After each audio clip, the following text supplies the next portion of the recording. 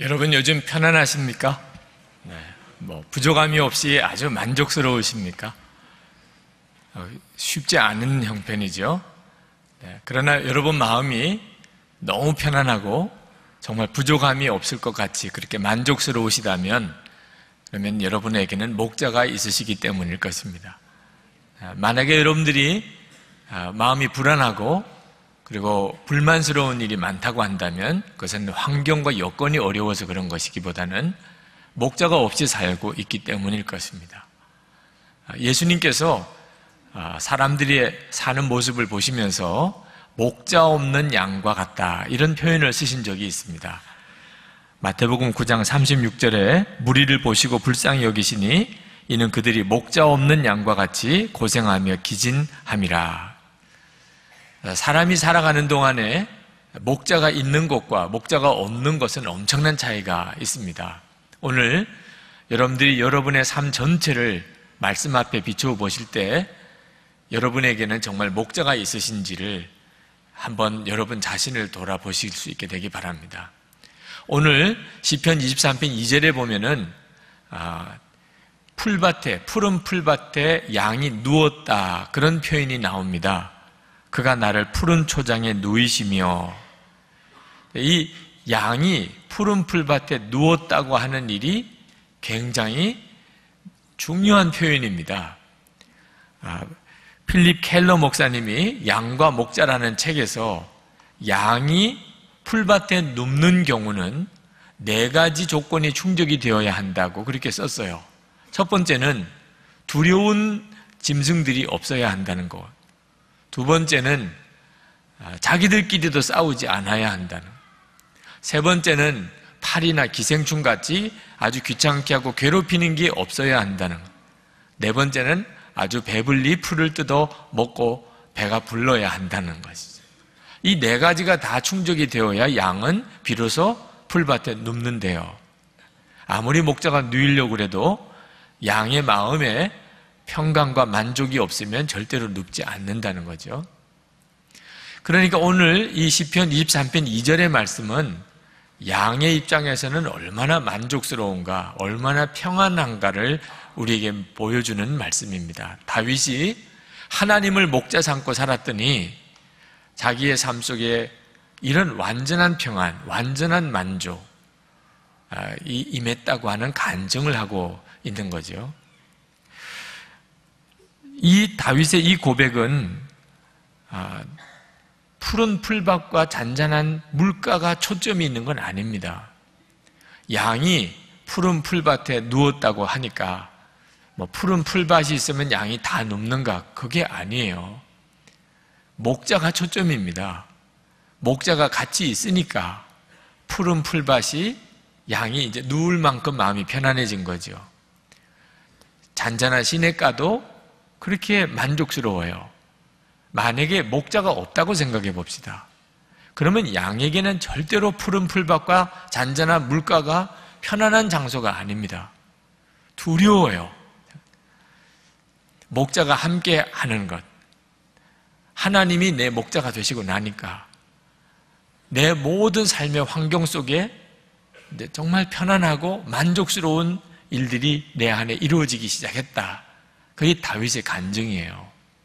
그런데 이 다윗의 고백은 예수를 믿는 우리에게 그대로 이루어진 거 아십니까? 예수님께서 우리에게 약속하신 것이에요. 마태복음 11장 28절에 수고하고 무거운 짐진 자들아 다 내게로 오라. 내가 너희를 쉬게 하리라. 예수님께서 우리에게 약속하신 겁니다. 예수를 믿으면 우리의 모든 수고와 짐진 것이 다 이제 내려놓아져요. 너무너무 편안하고 그리고 만족스러워요.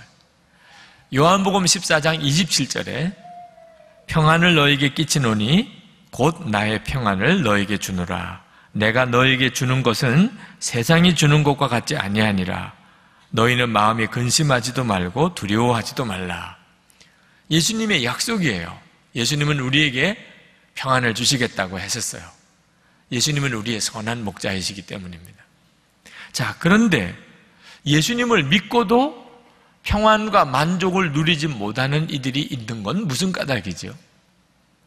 오늘 여러분 중에 예수님을 믿기는 하는데 오늘 이 고백이 내 고백이 아닌 사람이 오늘 이 자리에도 있으시잖아요. 내가 푸른 풀밭에 누운 그런 형편이 아니고 잔잔한 물가로 주님이 나를 인도하신 것 같지가 않는 이유는 왜 생기는 거죠? 예수님을 믿어도 예수님이 목자가 되어지는 삶이 아니기 때문입니다. 그저 교회에 다니는 것을 예수 믿는 것이라고만 여기니까 그런 거죠. 여러분, 예수님을 목자로 삼는다고 하는 것은 뭘 어떻게 예수님을 믿는 걸 말하는 것일까요? 죽으라고 예수님만 붙잡고 사는 겁니다. 양에게 있어서 목자는 생명 그 자체예요. 양에게 있어서 목자는 그냥 길 그 자체입니다. 죽으라고 목자만 따라다니는 겁니다. 항상 목자가 옆에 있는지만 확인해요. 그러면 양은 어느덧 푸른 풀밭에 가 있고 어느덧 잔잔한 물가로 가 있는 겁니다. 그러니까 예수님을 목자라고 그렇게 고백할 수 있는 사람은 하여튼 죽어라고 예수님만 붙잡고 예수님이 하시는 말씀대로만 살려고 살아가고 있는 사람을 말합니다.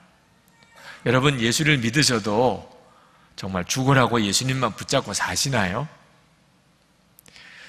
오늘 여러분에게 그와 같은 결단이 있게 되기를 축복합니다. 예수님이 정말 목자가 되셔야 돼요. 여러분, 아직도 내 마음에 평안이 없고 만족이 없다. 예수를 믿었지만 나 진짜 구원을 누리고 사는 건 아닌 것 같아. 그런 분들은 오늘 말씀을 다시 한번 가만히 여러분 마음에 한번 새겨보시기 바랍니다. 여호와는 나의 목자시니 내게 부족함이 없으리로다. 그가 나를 푸른 초장에 누이시고 잔잔한 물가로 인도하시는구나. 이 말씀을 들을 때 여러분 정말 마음으로부터 아멘 하고 되십니까?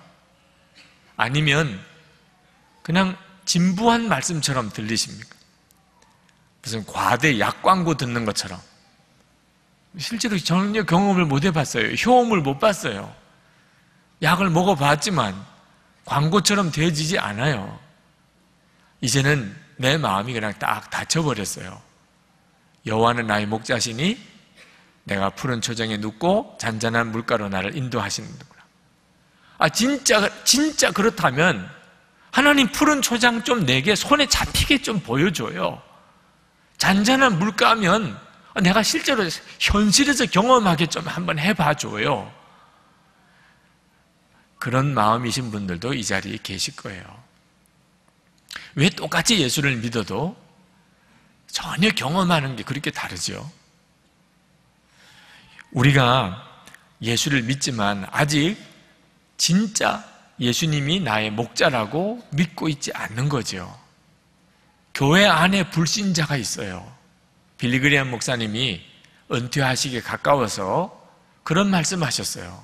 당신은 전 세계를 돌아다니면서 그동안 교회 바깥에 있는 불신자에게 복음을 전하려고 한평생을 살았는데 이제 와서 가만히 보니까 교회 안에 복음이 필요한 사람들이 더 많더라는 거죠. 교회 안에 들어와 있으시죠, 지금. 근데 여러분에게 하나님은 생명줄, 모든 근심과 수고에서 건짐을 받는 생명줄을 던져주셨어요. 하나님만 목자로 삼고 살으라는. 그런데 우리는 그 생명줄을 선뜻 붙잡지를 못해요. 그 줄이 생명줄이라고 여겨지지를 않는 거죠. 왜 그렇지요? 우리에게 다른 복음을 전해주는 소리가 있기 때문입니다. 이 성경만 복음이 아니고 우리의 귀에 다른 복음을 속삭이는 존재가 있어요. 세상입니다. 세상도 똑같이 자기가 우리를 만족하게 해주고 기쁨을 주고 재미를 주고 세상에서 성공하게 만들어준다고 우리를 속이고 있어요. 마귀가 그렇게 하는 겁니다. 예수님도 요한복음 14장 27절에 세상이 주는 평안이 있다고 그랬습니다. 세상도 우리에게 평안을 준다고 우리에게 속이고 있어요. 거기서 우리가 왔다 갔다 하는 겁니다. 아직 마음을 정하고 있지 못해요. 아담과 하와가 에덴 동산에서 쫓겨나가게 될 때 그렇게 됐죠. 마귀가 그랬습니다. 마귀가 아담과 하와에게 거짓 복음을 전해 주었어요. 사실 아담과 하와는 에덴 동산에서 부족함이 없이 살았습니다. 에덴 동산에서 살 때는 불만이라든지 불안이라든지 이런 개념이 없었어요. 하나님이 언제나 목자시고 아담과 하와는 항상 에덴 동산에서 모든 것이 부족함이 없는 만족스러운 삶을 살았습니다. 하나님이 아담과 하와에게 에덴 동산에 있는 것은 다 먹어도 좋고 다 해도 좋은데 하나만 하지 말라 그랬어요.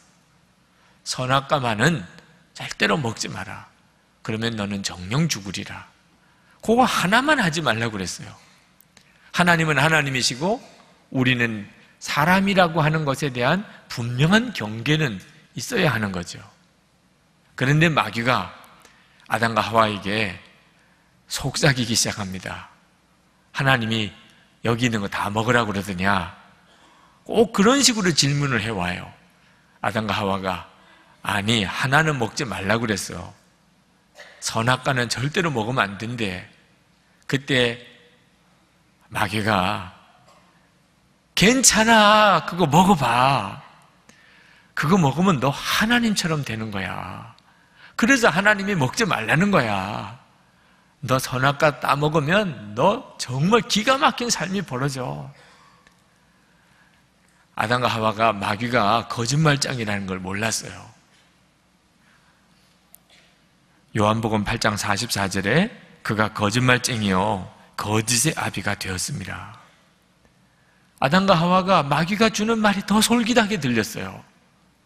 하나님은 하지 말라시는 분인 것 같이만 느껴졌어요. 그리고 결국은 선악과를 따먹고 모든 평안과 만족을 다 잃어버리게 됩니다. 그래서 에덴 동산에서 쫓겨난 삶을 살게 되죠. 그게 우리의 삶이에요. 그런데 마귀가 지금도 똑같은 일을 하고 그게 우리 가운데 통하고 있다는 거예요. 정말 안타까운 일이죠.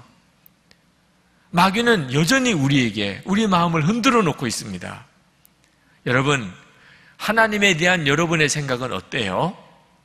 혹시 하나님은 아주 까다로우신 분이야.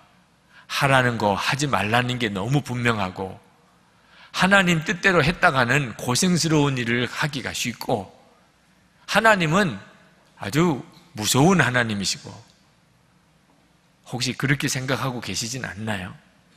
진짜 하나님이 목자같이 여겨지세요. 푸른 초장으로 잔잔한 냇가로 나를 인도하시는 그 좋으신 하나님이라고 정말 믿으시나요?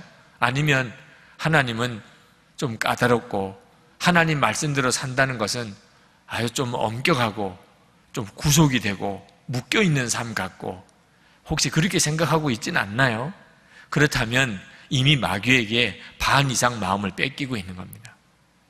마귀는 세상을 통해서 우리에게 어떤 메시지를 넣어주지요? 세상은 너무 재밌어. 교회에서는 경험 못 해보는 일이 많아. 너 어떻게 그렇게 교회만 다니면서 살 거니? 너 이제 본능에 충실해봐. 너 마음이 끄는 대로 한번 살아봐. 진짜 재밌다니까. 만족뿐만 아니고 평안뿐만 아니고 재미도 있다니까. 재미도. 너 한번 그렇게 살아봐. 세상 사람들이 가지고 있는 거 너 안 보니? 너도 그렇게 부자가 될 수 있어. 마음이 흔들흔들 거리고 있어요. 교회는 나와요. 이렇게 주일이면 교회는 나와요. 근데 내 마음이 죽으라고 예수님만 붙잡고 있는 건 아니에요. 마음 거의 반 이상은 마귀에게 다 열어주고 있어요. 그 점이 문제인 거죠. 그러니까 우리 주님이 우리에게 약속하신 이 놀라운 은혜를 누리지 못하는 겁니다. 설교 준비하면서 정말 마음이 애통한 마음을 주셨어요.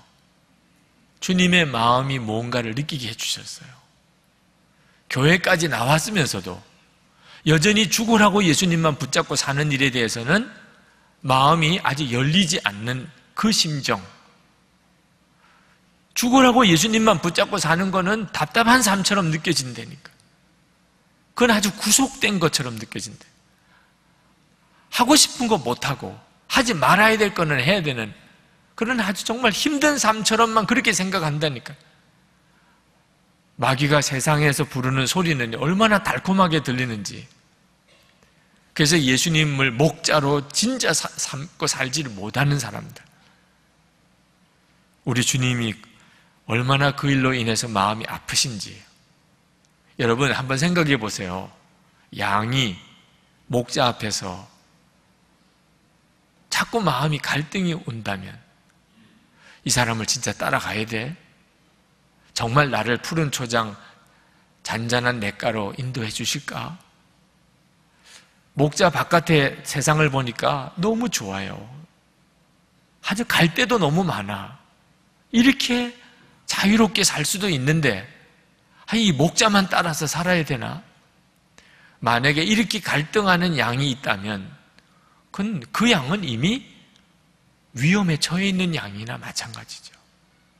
큰일 날 양이죠. 양에게 있어서 살 길은 목자밖에 없어요. 오직 목자만 따라가는 거예요. 그래야 양은 살아요. 그리고 푸른 풀밭에 잔잔한 물가로 갈 수 있어요. 목자 앞에서 양이 흔들거리면 그건 죽은 거나 마찬가지예요. 근데 우리가 꼭 그와 같아요. 이사야 53장 6절에 우리는 다 양 같아서 그릇 행하여 각기 제 길로 갔거늘 여호와께서는 우리 모두의 죄악을 그에게 담당시키셨도다. 자기가 하고 싶은 대로 살고 싶은 거예요. 가고 싶은 대로 다 가고 싶은 거예요. 먹고 싶고 마시고 싶은 건 다 마셔보고 먹고 싶은 거예요. 세상이 하라는 대로 한번 해보고 싶은 거예요. 이게 얼마나 위험한 건지, 이게 얼마나 큰 죄인지를 모르는 거죠. 예수님이 무슨 죄를 짊어지신 거예요? 우리의 속에 있는 바로 그 죄를 짊어지신 거예요. 내가 하고 싶은 대로 다 하고 내가 가고 싶은 대로 다 가보고 싶은 그 마음. 여호수아가 이스라엘 백성들에게 외쳤어요. 너무너무 답답해서. 여호수아 24장 15절에 너희가 섬길 자를 오늘 택하라. 오늘 나와 내 집은 여호와를 섬기겠노라. 여호수아가 보니까 이스라엘 백성들이 기가 막힌 거예요. 40년 광야를 지나고 요단강 건너와서 가나안 땅을 정복하는 동안 하나님이 그렇게 살아계심을 보여주셨는데도 여호수아 눈에 보기에 이스라엘 백성들은 마음이 흔들거리는 거예요. 하나님만 믿는 것에 대해서 흔들거리는 거예요. 이방 가나안 땅 사람들이 섬기던 신도 계속 기웃거리는 거예요.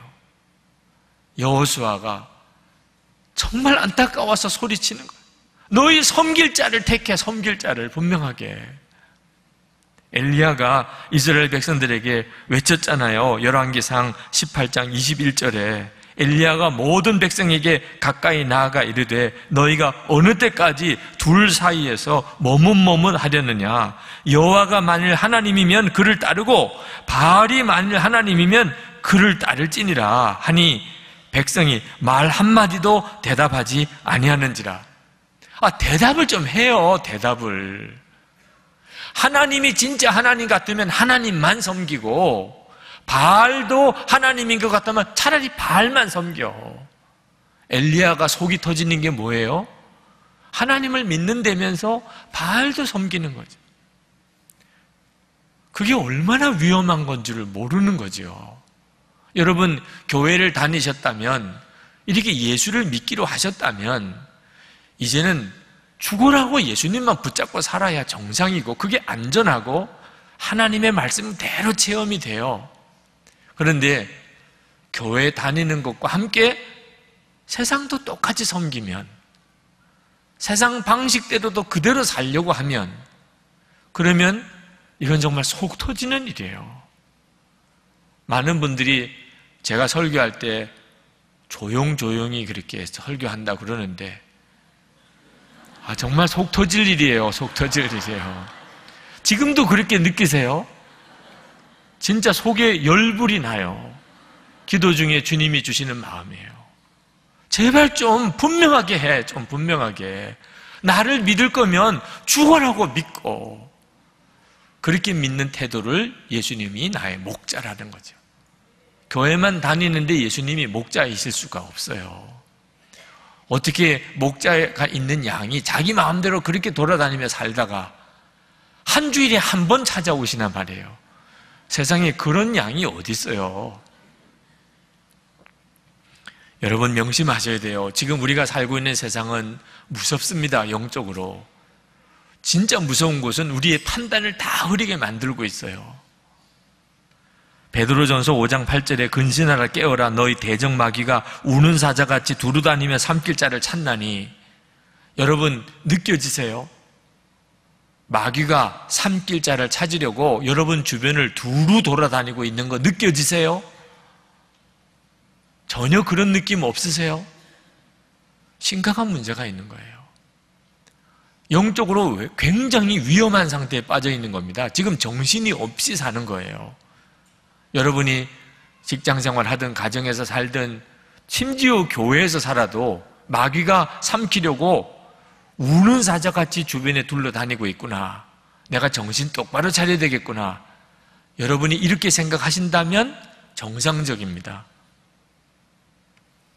고린도후서 4장 4절에 그 중에 이 세상 신이 믿지 아니하는 자들의 마음을 혼미케 하여 그리스도의 영광의 복음의 광채가 비치지 못하게 함이니 그리스도는 하나님의 형상이니라. 지금 무언가에 씌여 있는 사람들이 많습니다. 교인들 중에도 그래요. 예수님이 나와 함께 계시는 것이 느껴지시나요? 예수님이 여러분과 함께 계시는 것을 이제는 분명히 아시겠어요? 모르시겠나요? 그러면 지금 이 세상 신이 믿지 아니한 자들의 마음을 혼미케 하고 있는데 해당이 되고 있는 거예요. 예수님은 나와 같이 계신 게 분명한데도 전혀 느껴지지도 않고 또 내가 알지도 못한다면 심각하지요. 요즘에 저에게 계속 편지가 와요. 받아서 읽어보면 신천지 교인들이 보내는 편지예요.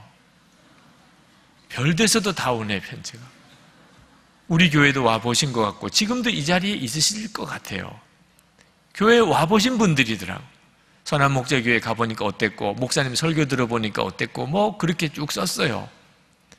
근데 왜 저에게 편지를 보냈나? 목사님께 하나님의 참으로 안타까운 심정을 전해드리고자 합니다.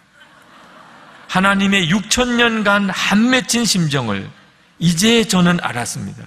목사님 어서 회개하시고 참 계시의 말씀을 듣고 어서 양떼를 살려주세요. 부탁드립니다.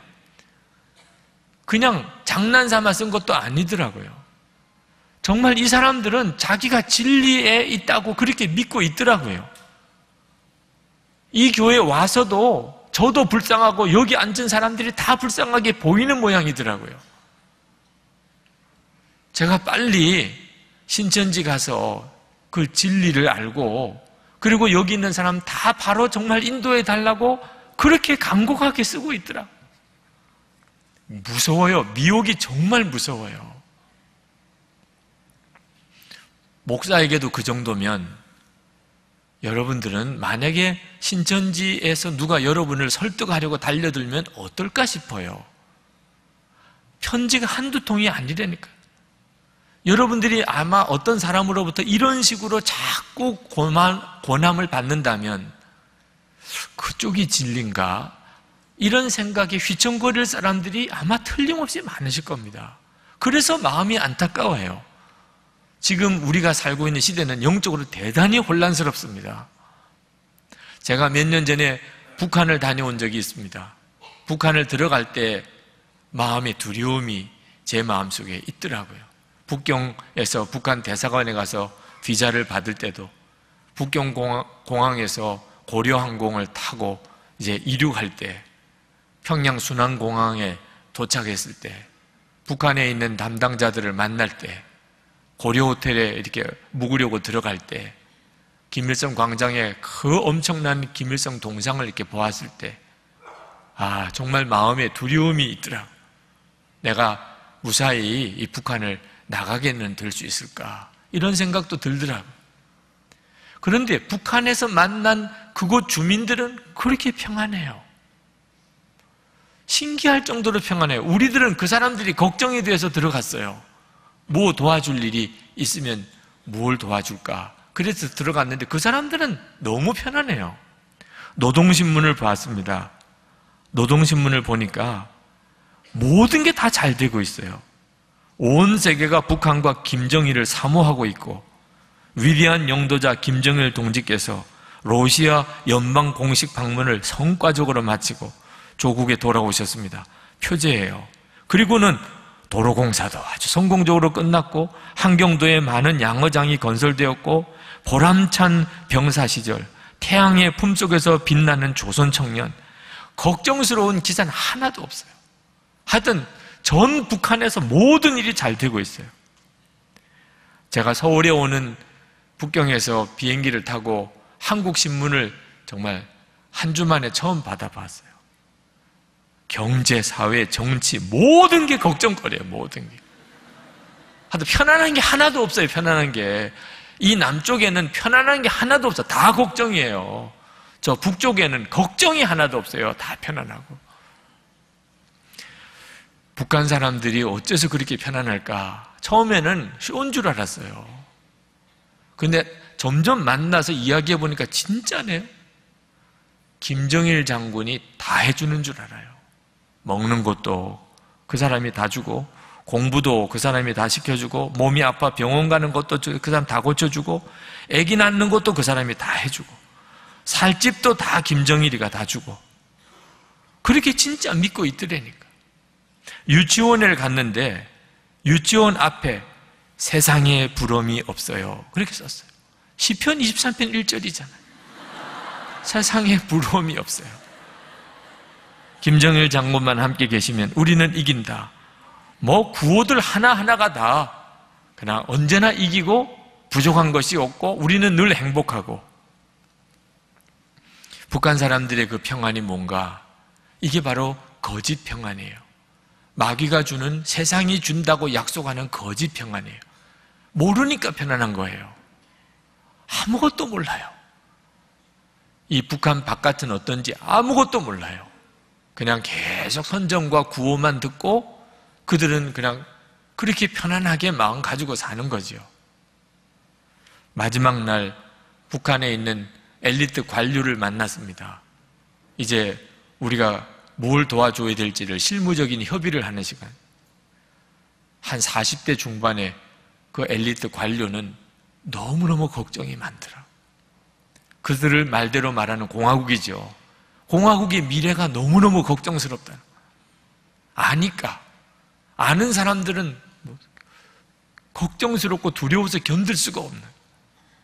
이것이 바로 거짓 평안이에요. 여러분, 예수님 진짜 믿으면 예수님이 나를 푸른 초장에 잔잔한 물가로 인도하실까요? 물론입니다. 정말 그래요.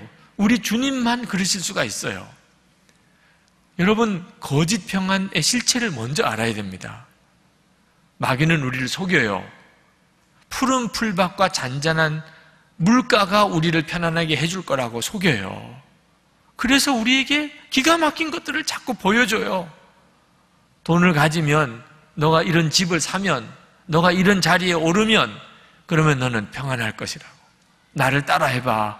나가 하는 대로 해봐. 그러면 내가 이걸 저것을 다 주겠다고. 근데 여러분, 정말 속으면 안 됩니다. 우리의 평안은 예수님 그분으로부터 오는 거예요. 예수님, 목자가 없는데 풀밭과 시냇가가 양을 편안하게 해줄 수가 없어요. 목자가 함께 계신 자리에서 비로소 푸른 풀밭도 있는 거고 잔잔한 시내도 있는 겁니다. 어떤 분이 아주 고위공직에 임명을 받았습니다.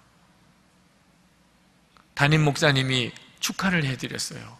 축하할 일이지요. 세상에서 제일 성공한 것과 마찬가지. 그런데 그분이 그 목사님에게 속에 속내를 열어 보였어요. 너무너무 두렵다는 거예요. 사람들은 다 축하한다고 그러고 정말 성공했지요. 그러나 자기 마음속에는 걱정이 너무 많다는 거예요. 이것이 세상이 주는 평안의 실체예요. 평안해 보이는 것뿐이에요. 실제로는 전혀 그렇지 않습니다. 어느 분이 상담을 왔어요. 그분은 대단히 성공한 분입니다.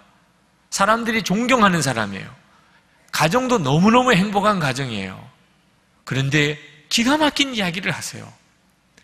아내의 불륜의 현장을 본 거예요. 그런데 속이 더 뒤집어지는 것은 자기가 그것을 안다고 말할 수도 없어요. 아내가 자기가 그걸 아는지를 몰라요. 그런데 자기도 그걸 밝힐 수도 없어요. 왜? 자녀들의 혼사 문제가 걸려 있어요. 자녀들의 지금 혼사 이야기가 오고 가고 있어요. 이 문제를 드러냈다고 하는 파혼이죠. 알아도 안 척도 할 수가 없어요. 집안은 겉으로는 여전히 행복해요. 아무 문제도 없는 집 같아요. 근데 이분은 속이 썩어요. 여러분, 마귀가 주는 평안의 실체예요. 예수님 정말 목자가 되는 인생이 아니면 사실은 다 거짓 평안에 속고 사는 겁니다. 예수님 함께 하시면, 그러면 사실 어디도 다 푸른 풀밭이고 잔잔한 물가예요. 그건 참 놀라운 일이에요. 푸른 풀밭과 잔잔한 물가가 따로 있는 데가 아닙니다. 예수님과 함께 하면 어디든지 그래요. 빌립보서 4장 11절 12절에 사도 바울이 이렇게 고백합니다. 여러분이 쉽게 이해하시려고 제가 새번역 성경으로 읽어드리겠습니다. 내가 궁핍해서 이렇게 말하는 것이 아닙니다. 나는 어떤 처지에서도 스스로 만족하는 법을 배웠습니다. 나는 비천하게 살 줄도 알고 풍족하게 살 줄도 압니다. 배부르거나 굶주리거나 풍족하거나 궁핍하거나 그 어떤 경우에도 적응할 수 있는 비결을 배웠습니다. 이게 무슨 비결이죠? 예수님이세요. 예수님이 내 목자이신 것이 분명하고 나는 죽으라고 예수님만 붙잡고 살아요. 그랬더니 어떤 일이 내게 와도 나는 다 만족할 수 있어요. 다 좋아요. 여러분, 이 놀라운 비밀을 여러분이 다 허락받으신 겁니다. 제게 딸이 둘이 있는데 이 두 딸을 어릴 때, 중학생 때 혼자서 유럽에도 가게 또 미국에도 가게 해본 적이 있어요. 뭐 같이 온 가족이 갈 수 있는 형편이 못 됐기 때문에도 그랬지요. 그러나 그런 기회가 왔길래 너 한번 혼자서 독일에도 가봐라. 혼자서 미국에도 가봐라. 앞으로 너희들이 살아가야 될 세상은 이렇게 넓은데 지금부터 한번 그렇게 세상을 보는 경험을 한번 해봐. 그리고 중학생 된 큰딸을 독일에 보냈는데 걱정은 되지요. 잘 공항에서 출국장을 잘 빠져나갈 수는 있을까. 그래서 독일 프랑크푸르트 공항 독일에 있는 선교사님 도움을 받아서 자세하게 공항에 내려서 게이트부터 출국장까지 되어지는 모든 길을 다 자세하게 지도로 그려주었어요. 너 요것만 보고 따라가면 돼. 그러면 출국장으로 나가게 될 거야. 프랑크푸르트 공항이 내부 개조를 한 걸 몰랐죠. 네. 이 아이가 얼마나 혼이 났는지. 네. 둘째는 미국으로 보내봤어요. 중학생 때 언니가 미국에 있는데 너 언니에게 너 혼자 한번 가봐라. 너 혼자 비행기표 마련할 정도밖에 안 되니. 그래서 아주 또 자세하게 첫째 아이 경험도 있고 하니까 여러 가지 변동 사항까지 다 예상해서 그렇게 해서 이제 언니 만날 수 있도록 다 가르쳐 주었죠. 그리고는 비행기를 태워서 보냈어요. 그런데 폭설로 딴 공항에 내린 거예요. 그때부터 이제 꼬여들기 시작해서 고생을 엄청 했어요. 미국, 독일, 전 세계 어느 나라 중에도 정말 푸른 초장이고 잔잔한 냇가 같은 나라죠. 선진국 중에 선진국이잖아요. 그래도 말입니다. 혼자 가기에는 무서운 곳이에요. 혼자서 간다. 어린아이가. 미국도 독일도 다 무서운 나라더라. 우리 청소년국 아이들이 이번에 단기 선교를 갔다 왔습니다. 대부분 해외여행은 처음 가보는 아이들이에요. 해외여행 처음 가보는 나라치고는 너무 좀 그런 곳에 갔어요. 필리핀의 빈민촌에 갔어요. 우리나라 빈민촌하고 비교도 안 됩니다. 정말 기가 막히게 어려운 지역으로 갔어요. 그런데 어제 돌아왔어. 너무너무 행복해요. 아주 기가 막힌 경험을 하고 왔어요. 예수님께서 함께 하시니까 필리핀 빈민촌도 푸른 초장이고 잔잔한 시냇가예요. 예수님이 함께 계시느냐 아니냐가 문제예요. 우리 젊은이 교회에서 인도를 다녀왔습니다. 인도에서도 가장 오지인 곳을 갔다 왔어요.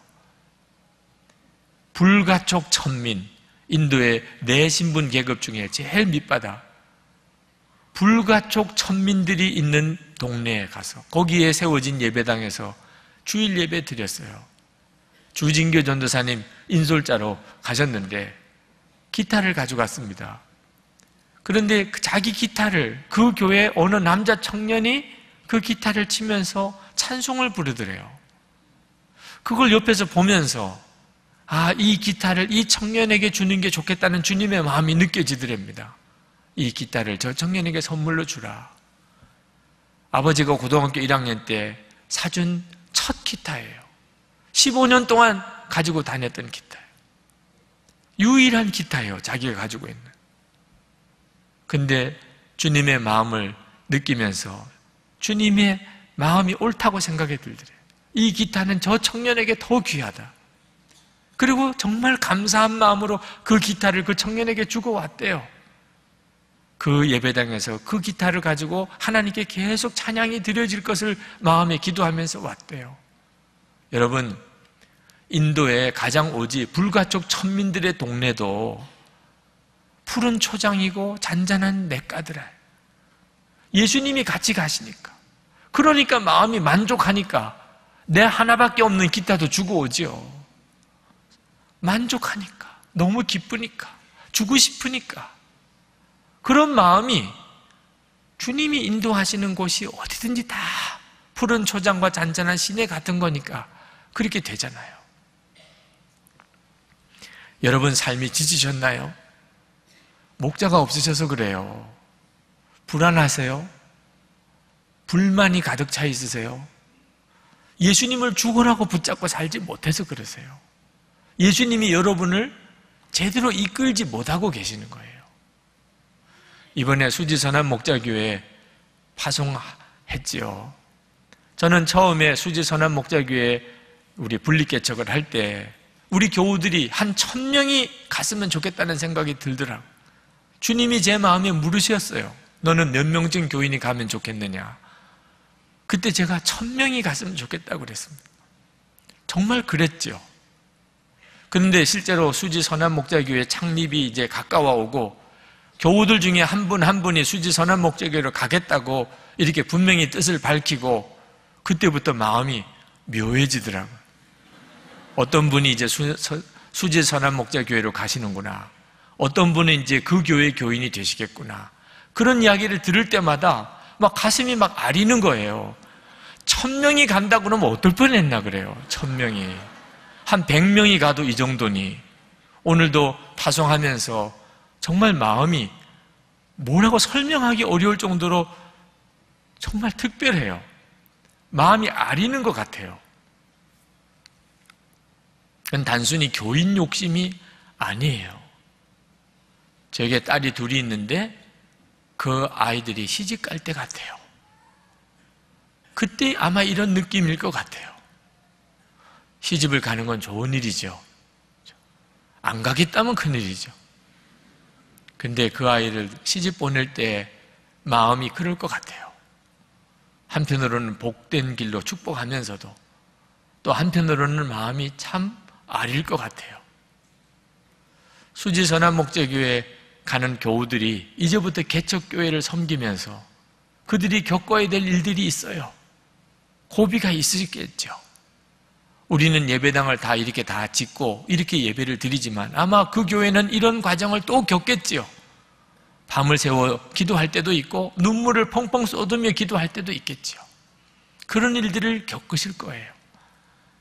수지 선한 목자교회에 가는 교우들에게 제가 담임 목사로서 줄 수 있는 선물이 뭘까? 오늘 이 설교예요. 푸른 초장, 잔잔한 물가가 따로 있는 게 아닙니다. 죽으라고 예수님 붙잡으면 그러면 아마 다음 주일 그곳에서 예배 드릴 때 푸른 초장에서 예배 드리는 것 같으실 거예요. 잔잔한 물가가 여기구나 그렇게 느껴지실 거예요. 푸른 초장과 잔잔한 물가를 쫓아다니면 다 망합니다. 거기는 진짜 평안이 없어요. 풀밭이 넓어도 물이 잔잔해도 절대로 마음이 편안해지지 않아요. 예수님이세요. 예수님 그분을 붙잡는 거예요. 주님이 인도하는 대로 사는 거예요. 그러면 보세요. 여러분 분명히 경험하게 되세요. 어디든지 다 편안해요. 어디든지 다 푸른 초장이에요. 이 시간에 우리 같이 기도하십시다. 예수 그리스도 안에서 약속된 이 놀라운 축복을 다 누리시기를 축복합니다. 거짓 평안에 속지 마세요. 예수님만 정말 죽으라고 붙잡고 사는 믿음을 가지세요. 그리고 다른 사람들에게 그 은혜와 축복을 흘려보내주세요. 우리 다 같이 통성으로 기도하겠습니다. 은혜와 사랑이